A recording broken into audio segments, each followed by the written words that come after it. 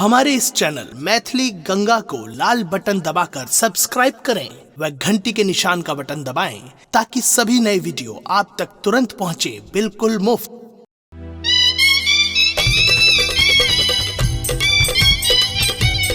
यौ ठीके कहै छै लोग, ननद आ भौजाई। ननद घर में छोट से छोट कोनो पावन तिहार होए चाहे ओ कोनो कार्यक्रम होए चट द मांग के लेल पहुंच जाय छै। यौ बहिन के चाहे केतबो नीक बर क दियौ वा नीक घर क दियौ, लेकिन ओ अपन भाई आ भतीजा पर जन्म सिद्ध अधिकार बुझै छै। देखियौ ने, उम्हर बौआ के जन्म भेल आ एम्हर बहिन बधैया मांग चलि एलथिन।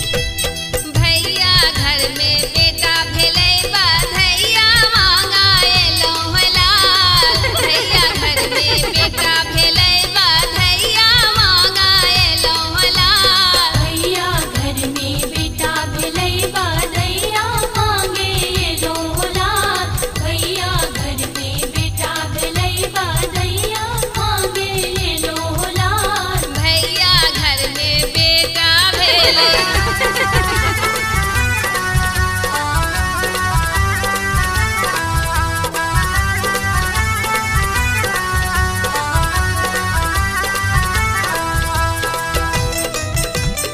अपने सुन रहल छी गंगा कैसेट के प्रस्तुति।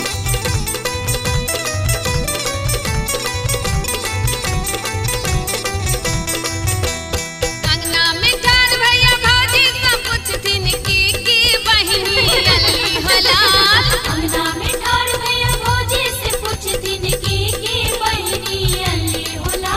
अरे अंगना में ठाड़ भैया भौजी सब पूछथिन की बहिनी अल्ली होला। सोना धरी के मठा हमन लो, सोना धरी के मठा हमन लो, हीरा धरी अंगूठी होला। सोना धरी के मठा हमन लो, हीरा धरी अंगूठी होला। भैया घर में बेटा भेलै बधैया मांगे एलौ होला। भैया घर में बेटा भेलै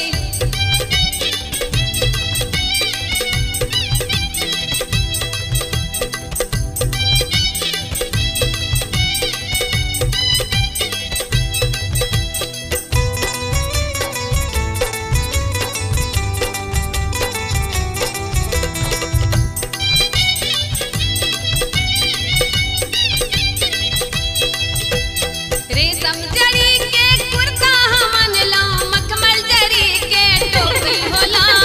रेशम जड़ी के कुर्ता हमन लो, मखमल जड़ी के टोपी होला। अरे रेशम जरी के कुर्ता हमन लो, मखमल जरी के टोपी होला। सिल्क जरी के साड़ी जयन लो, सिल्क जरी के साड़ी जयन लो, भौजी के पहिरे बन होला। सिल्क जरी के साड़ी जयन लो, भौजी के पहिरे बन होला। भैया घर में बेटा भेलै बधैया मांगे एलौ होला। भैया आंगन में भतीजवा जन्म लेला।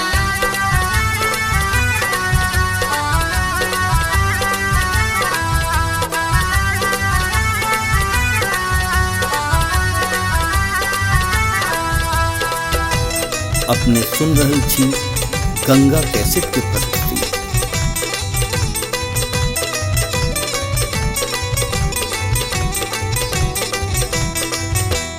खादी जड़ी के साड़ी जयन ली, भौजी हमरा पहिरेली होला।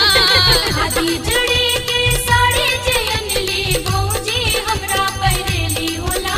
अरे खादी जड़ी के साड़ी जयन ली, भौजी हमरा पहिरेली होला। साया के बदला सोटा